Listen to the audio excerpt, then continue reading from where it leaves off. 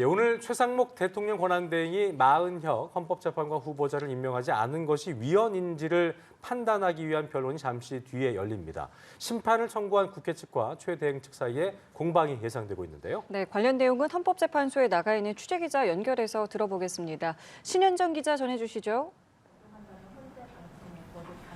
네, 말씀하신 것처럼 잠시 뒤인 오후 2시부터 우원식 국회의장이 최상목 대통령 권한대행을 상대로 낸 권한쟁의 심판 2차 변론이 열립니다.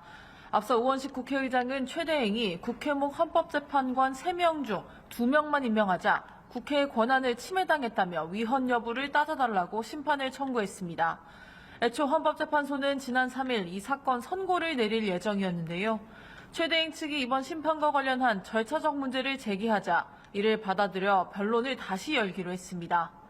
오늘 재판에선 국회가 본회의 의결 없이 대통령에게 권한쟁의 심판을 청구할 수 있는지가 가장 큰 쟁점이 될 전망입니다. 최 대행 측은 국회법에 따라 국회의원들이 의사를 모아 심판 청구 여부를 결정했어야 한다는 입장이고요. 국회 측은 국회가 권한쟁의 심판을 청구할 때 본회의 의결을 거쳐야 한다는 법 조항은 없다고 맞서고 있습니다. 국회목 헌법재판관 후보자 3인 선출 시 여야의 합의가 있었는지에 대한 부분도 다시 쟁점으로 떠올랐습니다. 국회 측과 최 대행 측 모두 각자의 입장을 뒷받침할 서면을 재판부에 제출한 상태입니다.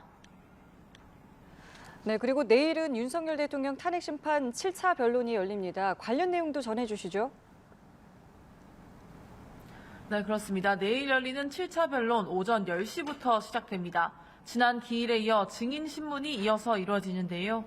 내일은 이상민 전 행정안전부 장관, 신원식 국가안보실장, 백종욱 전 국정원 3차장, 그리고 김용빈 선관위 사무총장이 출석합니다.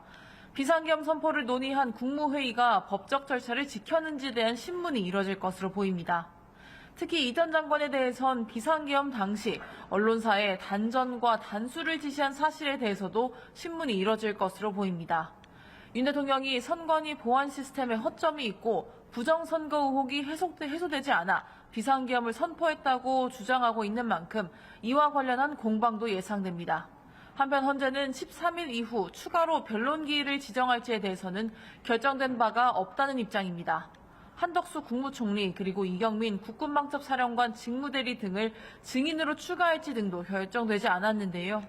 윤 대통령 측은 헌재가 신속한 심리만을 앞세워 증인신문 시간을 과도하게 제한하고 있다고 지적했습니다. 지금까지 헌법재판소에서 전해드렸습니다.